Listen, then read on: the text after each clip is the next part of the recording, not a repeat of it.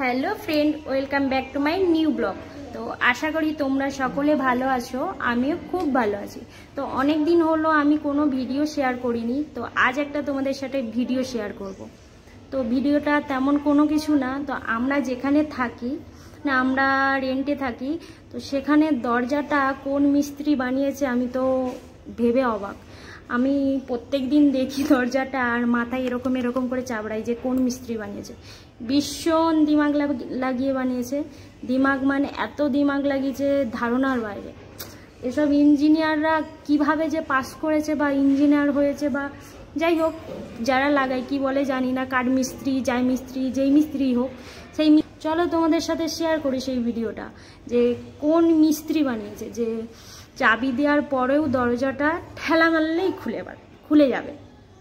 তো চলো ভিডিওটা দেখো, মজার হতে যাবে, একদম স্কিপ করবে না, তাহলে পুরো ভিডিওটা তোমরা জলে গেল।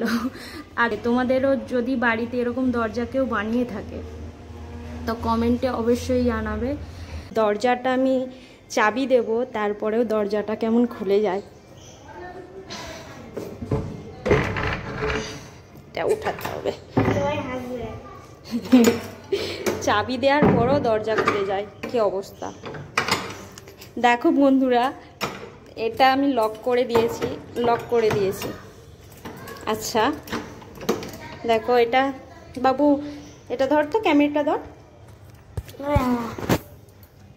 লেখা ভালো করে দিই। দেখো আমি এটা দরজাটায় চাবি দিয়ে দিয়েছি, লক করে দিয়েছি, তার উপর এরকম ঠেলা মারলে দরজাটা পুরো খুলে যাবে। খুলবে তাহলে সব।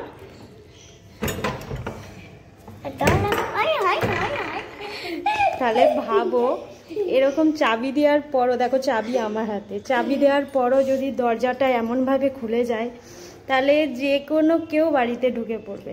আর যে মিস্ত্রিটা বানিয়েছে তাকে আমি শুয়ে প্রণাম করে আসবো, যে এই দরজাটা বানিয়েছে কে।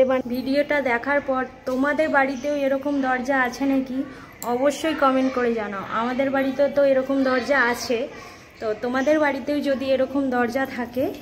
আর চোরেদের দিকে বলছি, আমি ভিডিওটা বানিয়েছি মানে এরকম না চোর তোমরা আমার বাড়িতে চুরি করতে আসবে, একদম না। আমি বাইরে থেকে ভালো করে শক্ত করে দড়ি দিয়ে বেঁধে রাখি আমার দরজা। একদম যদি আমার বাড়িতে চুরি করতে আসো তারপর দেখছি তোমাদের ঠ্যাং পা কীরকম ভাঙতে হয়। তো ভিডিওটা এই পর্যন্তই, চলো পরের ভিডিওতে তোমাদের সাথে দেখাবে। টাটা সবাইকে।